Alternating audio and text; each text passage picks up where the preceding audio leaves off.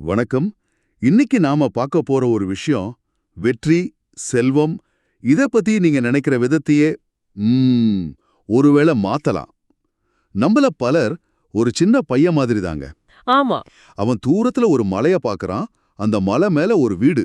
தங்க ஜன்னல் போட்ட வீடு மாதிரி தெரியுது. ஆமா. அத பார்த்துட்டு ஆஹா அங்க போயிட்டா போதும், வாழ்க்கையில எல்லா சந்தோஷமும் கிடைச்சிடும்னு நினைக்கிறான். நம்பி ரொம்ப கஷ்டப்பட்டு பயணம் பண்றான். ஆமா, பல நாள் நடந்து போறான். ஆனா கிட்ட போய் பார்த்தா அது வெறும் கண்ணாடி ஜன்னல் தான். சாயங்காலம் சூரிய ஒளி பட்டு தங்கம் மாதிரி மின்னிருக்கு. நம்ம வாழ்க்கையும் இது மாதிரி தானே சொல்ல வர்றீங்க? எக்ஸாக்ட்லி. பணம், புகழ், சொத்துன்னு எதையோ துரத்தி ஓடுறோம். ஆனா அது கிடைச்சதும் சந்தோஷம் வருதான்னா அது தள்ளி போயிட்டே இருக்கு. அது ஏன் அப்படிங்கிறதுக்கு இந்த புத்தகம் ஒரு தெளிவான விளக்கத்தை கொடுக்குது. சரியா சொன்னீங்க. இந்த ஏமாற்றத்தை தான் ஆசிரியர் ஒருவித தகுதி இல்லாத மனப்பான்மையால் வரும் வலின்னு சொல்றாரு. தகுதி இல்லாத மனப்பான்மையா? ஆமா. அதாவது மத்தவங்களோட ஒப்பிட்டு பார்த்து, ஐயோ அவங்களுக்கு அளவுக்கு நம்ம கிட்ட வசதி இல்லையே, புகழ் இல்லையேன்னு நாமளே நம்ம வருத்திக்கிறது. இது எல்லாருக்கும் நடக்கிறது தான். ஆமா. இந்த மனநிலையிலிருந்து வெளியே வர்றதுக்கு உண்மையான செல்வம்னா என்னன்னு புரிய வைக்கிற ஒரு புது தத்துவத்தை இந்த புத்தகம் நமக்கு கொடுக்குது. இது வெறும் பணத்தை பத்தின புத்தகம் இல்ல, நம்ம முழு வாழ்க்கையும் பத்தினது. ரொம்ப சுவாரஸ்யமா இருக்கு. அப்போ உண்மையான செல்வம்னா என்னன்னு இந்த புத்தகம் சொல்லுது. ஆசிரியர் செல்வத்தை 8 வடிவங்களா பிரிக்கிறாரு. இதுல பணம்ங்கிறது அது வெறும் ஒரு வடிவம் தான். ஓ, அப்ப மத்த 7 இருக்கு. ஆமா, மத்த 7 ரொம்ப முக்கியம். அந்த 8 என்னன்னா வளர்ச்சி, அப்புறம் ஆரோக்கியம், குடும்பம், நம்ம செய்யற வேலை, அதாவது கைவினை. சரி. அப்புறம் பணம், சமூகம், கொஞ்சம் சாகசம், கடைசியா சேவை. இன்னைக்கு நாம இந்த 8 விஷயங்களையும் கொஞ்சம் ஆழமா பார்க்கலாம். சூப்பர். அப்ப முதல் செல்வமான வளர்ச்சியிலேருந்து ஆரம்பிக்கலாமே. அது என்ன வளர்ச்சி? ஆசிரியர் ரொம்ப அழகா சொல்றார். உங்களுக்குள் இருக்கும் செல்வம் உங்கள் சாரம், அதுவே உங்கள் ராஜ்யம். அதாவது உங்ககிட்ட இருக்கிற பணத்தை விட உங்களை நீங்களே மேம்படுத்திக்கிறது தான் பெரிய சொத்து. இன்னைக்கு இன்ஸ்டாகிராம் உலகத்துல இது ரொம்ப முக்கியமான கருத்து இல்லையா? ஆமா, கண்டிப்பா. நாம நம்மோட மதிப்ப லைக்ஸ, ஃபாலோவர்ஸ் மூலமா வெளியில தேடிட்டு இருக்கோம். ஆனா ஆசிரியர் என்ன சொல்றாருன்னா, உண்மையான மதிப்பு நமக்கு உள்ளே தான் இருக்கு. அதை வளர்க்கறது தான் முதல் படி. இதுக்கு ஒரு முக்கியமான விதியையும் புத்தகம் சொல்லுது. உள் மாற்றம் வந்தாதான் புறமாற்றம் வரும்னு. அதாவது நமக்குள்ள நாம சரியாயிக்கிட்டா நம்ம சுத்தி இருக்கிற உலகமும் சரியாகிடும். கரெக்ட். இதுக்கு அந்த ரைட் ஷேர் ஓட்டுநரோட கதை ஒரு சரியான உதாரணம் இல்லையா? கண்டிப்பா. வெறும் $260 ஒரு குடியேறியா நாட்டுக்குள்ள வர்றாரு அவரு. அப்படியா? ஆனா தொடர்ந்து தன்னையும் தன் திறமைகளையும் வளர்த்துக்கிட்டதால இன்னைக்கு ஒரு சொந்த வீடு வாங்கி தன்னோட குடும்பத்துல 11 பேரை பாத்துக்கிறார். வாவ். இதுல இருந்து நாம கத்துக்க வேண்டியது தனிப்பட்ட பொறுப்பு. புத்தகம் ரொம்ப சூட்டிக சொல்லுது. பாதிக்கப்பட்டவங்க காரணங்களை சொல்லுவாங்க, தலைவர்கள் முடிவுகளை கொடுப்பாங்க. Victims make excuses, leaders deliver results. ஆமா. நம்ம வாழ்க்கையில பிரச்சனைகள் வரும்போது மத்தவங்கள குறை சொல்லாம, இப்போ இந்த ரூம்ல நான் தான் பெரியவன், நான் தான் இதை சரி செய்யணும்னு பொறுப்பை ஏத்துக்கணும். கேட்க நல்லா இருக்கு. ஆனா எல்லோராலையும் அப்படி கஷ்டப்பட்டு முன்னேற முடியுமா? இன்னைக்கு இருக்கிற பொருளாதார சூழல்ல இது சாத்தியமான புத்தகம் ஏதாவது சொல்லுதா? நல்ல கேள்வி. ஆசிரியர் இது ஒரே நாள்ல நடக்கிற மேஜிக் இல்லன்னு தெளிவா சொல்றார். ஓஹோ. இதுக்கு அவர் சொல்ற ஃபார்முலா சின்ன சின்ன தினசரி முன்னேற்றங்கள் காலப்போக்குல பிரமிக்க வைக்கிற முடிவுகளை கொடுக்கும். நாம ஒரே நாள்ல மலைய புரட்ட வேண்டாம். தினமும் ஒரு கல்ல நகர்த்தினா போதும். அதுதான் உண்மையான வளர்ச்சி. சரி, வளர்ச்சிக்கு அடுத்ததா 2வது செல்வமா ஆரோக்கியத்தை வச்சிருக்கார். இது ஏன் இவ்ளோ முக்கியம்? நீங்களே யோசிச்சு பாருங்க. நீங்க எவ்ளோ வேணும்னாலும் வளரலாம், எவ்ளோ வேணும்னாலும் சம்பாதிக்கலாம். ஆனா அதை அனுபவிக்க உடம்பு நல்லா இருக்கணும். அதேதான். உங்க உடம்பும் மனசும் ஆரோக்கியமா இல்லைன்னா என்ன பிரயோஜனம்? அதனாலதான் ஆரோக்கியம் 2வது இடத்துல இருக்கு. உலகத்துல பெரிய சாதனையாளர்கள் பலர் தினமும் நீண்ட நடைப்பயிற்சி செய்யற பழக்கத்தை வச்சிருந்தாங்க.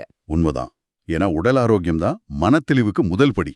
கரெக்ட். சரி, நம்ம உடம்பையும் மனசையும் பார்த்துக்கிட்டோம். ஆனா நாம தனியா இல்லையே. நம்மள சுத்தி இருக்கிறவங்க தானே நம்ம வாழ்க்கை. இங்கதான் 3வது செல்வமான குடும்பத்தோட முக்கியத்துவம் வருதுன்னு நினைக்கிறேன். கரெக்ட். ஜார்ஜ் பெர்னார்ட் ஷா சொன்ன மாதிரி ஒரு மகிழ்ச்சியான குடும்பம் பூமிக்கு வந்த ஸ்வர்க்கம்.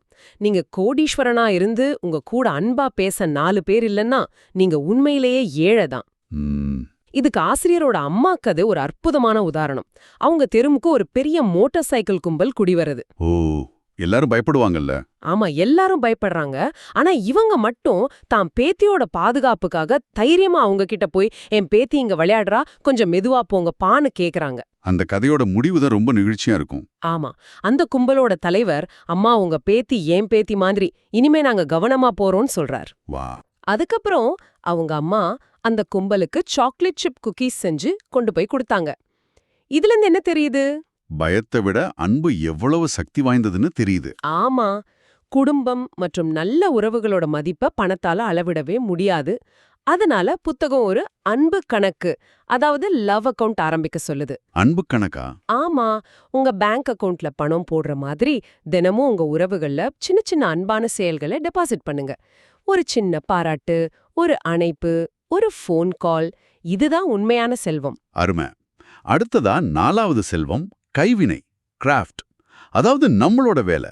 ஆமா, வேலைய வேலையா பார்க்காம ஒரு கலையா பார்க்கணும்னு சொல்றார். ஒரு நிமிஷம், இதுல செய்ய வேண்டியவை பட்டியலை விட செய்யக்கூடாதவை பட்டியல் முக்கியம்னு சொல்றீங்க. இது கொஞ்சம் வித்தியாசமா இருக்கே, விளக்க முடியுமா?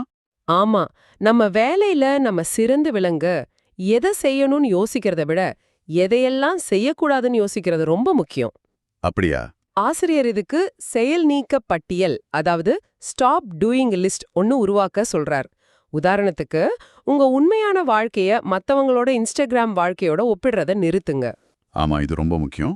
தேவையில்லாத மீட்டிங்களை நிறுத்துங்க. உங்க கவனத்தை சிதறடிக்கிற விஷயங்களை நிறுத்துங்க. இத செஞ்சாலே உங்க வேலை ஒரு கலையா மாறும். அந்த கிராமத்து தேவாலயத்துல இருந்த கன்யாஸ்ரீ மாதிரி. ஓஹோ, அந்த கதை.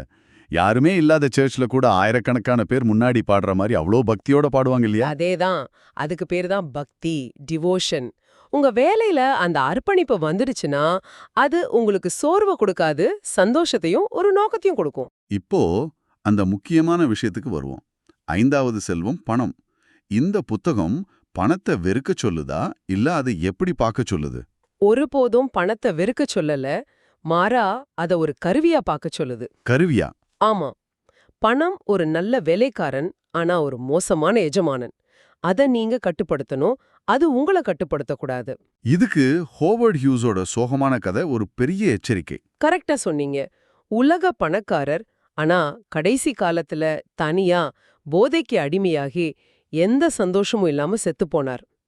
பணம் அவரை ஆட்டி படைச்சது. அப்போ பணத்தோட ரொம்ப உறவை எப்படி சரி செய்யறது?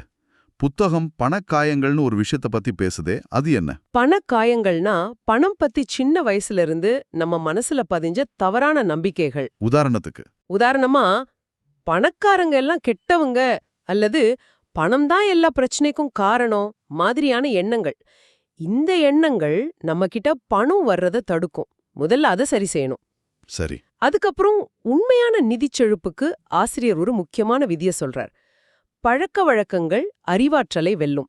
Habits beat IQ. அதாவது புத்திசாலியா இருக்கிறத விட நல்ல பழக்கம் இருக்கணும். ஆமா, நீங்க எவ்ளோ பெரிய ஜீனியஸா இருந்தாலும் சரி, சரியான நிதி பழக்கங்கள் இல்லைன்னா பணக்காரர் ஆக முடியாது. சரி, இப்போ நாம வளர்ச்சி, ஆரோக்கியம், குடும்பம், வேலை, பணம்னு 5 செல்வங்களை பார்த்துட்டோம். மீதி 3 என்ன? அடுத்தது சமூகம், கம்யூனிட்டின்னு சொல்றீங்க. அது குடும்பத்திலிருந்து எப்படி வித்தியாசப்படுது? குடும்பம்ங்கிறது நம்ம ரத்த பந்தம். சமூகம்ங்கிறது நம்ம நண்பர்கள், வழிகாட்டிகள், நம்மள சுத்தி இருக்கிற ஒரு சப்போர்ட் சிஸ்டம். ஓகே. ஆசிரியர் சொல்றாரு, உங்களுக்குன்னு ஒரு 5 பேர் கொண்ட குழு இருக்கணும். அதாவது நீங்க எந்த பிரச்சனைனாலும் நடுராத்திரியில கூப்பிடக்கூடிய 5 நண்பர்கள். இது ரொம்ப முக்கியம். ஒரு ஆய்வு சொல்லுது, தனிமையா இருக்கிறது ஒரு நாளைக்கு 15 சிகரெட் பிடிக்கிறத விட ஆபத்தானதுன்னு. அதனால ஒரு நல்ல சமூகத்தை உருவாக்குறது 6வது செல்வம். வாவ். சரி, நம்மகிட்ட ஒரு நல்ல வேலையும் இருக்கு, பணமும் இருக்கு, குடும்பம், நண்பர்கள்னு எல்லாரும் இருக்காங்க. வாழ்க்கை முடிஞ்சிருச்சா? இதுக்கு மேல என்ன இருக்கு? இங்கதான் 7வது செல்வமான சாகசம், அட்வென்ச்சர் வருதா? சரியா பிடிச்சிங்க.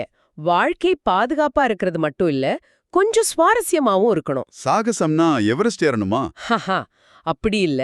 உங்க அன்றாட வாழ்க்கையிலேருந்து கொஞ்சம் வெளியே வரது, புதுசா ஒரு விஷயத்த கத்துக்கிறது, தெரியாத ஊருக்கு பயணம் போறது, உங்க கம்ஃபர்ட் ஜோனை விட்டு வெளியே வந்து ஒரு சின்ன ரிஸ்க் எடுக்கிறது, இதுதான் சாகசம். ஓ, இது நம்மள உயிர் போட வச்சிருக்கோம். ஆமா, இது இல்லைனா வாழ்க்கை போர் அடிச்சிடும். ஓகே, இப்போ கடைசி செல்வத்துக்கும் வந்துட்டோம். சேவை, சர்வீஸ். இதுதான் எல்லாத்தையும் விட உயர்ந்ததுன்னு ஆசிரியர் சொல்ற மாதிரியே தெரியுதே. ஆமா, ஏன்னா 7 செல்வங்களும் நமக்காக. நம்ம வளர்ச்சி, நம்ம ஆரோக்கியம், நம்ம குடும்பம், நம்ம பணம். ஆனா இது மத்தவங்களுக்காக. கரெக்ட். இந்த 8வது செல்வம் மத்தவங்களுக்காக. நம்ம வாழ்க்கையோட உண்மையான நோக்கம் நாம சம்பாதிச்சதை வச்சு மத்தவங்களுக்கு எப்படி உதவ போறோங்கிறதுல தான் இருக்கு. நீங்க மத்தவங்களோட வாழ்க்கையில ஒரு சின்ன நேர்மறையான மாற்றத்தை கொண்டு வரும்போது கிடைக்கிற திருப்தி வேற எதுலயுமே கிடைக்காது. அதுதான் உண்மையான பணக்காரத்தனம். மொத்தத்துல இந்த 8 செல்வங்களையும் ஒரு சமநிலையில வச்சுக்க முயற்சி பண்றதுதான் உண்மையான வெற்றிகரமான வாழ்க்கைன்னு சொல்ல வரீங்க.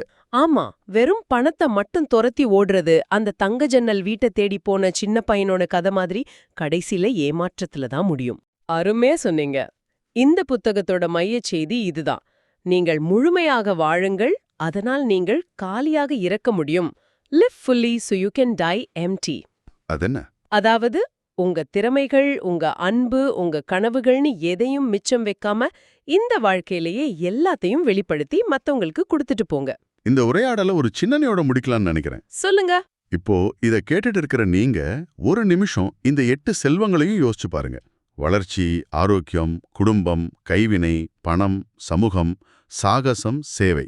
உங்க வாழ்க்கையில இந்த 8 பேங்க் அக்கவுண்ட்ல எந்த அக்கவுண்ட் ரொம்ப நிறைஞ்சிருக்கு, எந்த அக்கவுண்ட்ல நீங்க இன்னும் கொஞ்சம் டெபாசிட் பண்ணணும்? நல்ல கேள்வி. ஒருவேளை நீங்க தேடிட்டு இருக்கிற உண்மையான செல்வம் உங்க பேங்க் அக்கவுண்ட்ல இல்லாம இந்த மத்த 7 அக்கவுண்ட்ல ஏதாவது ஒண்ணுல இருக்கலாம். யோசிச்சு பாருங்க.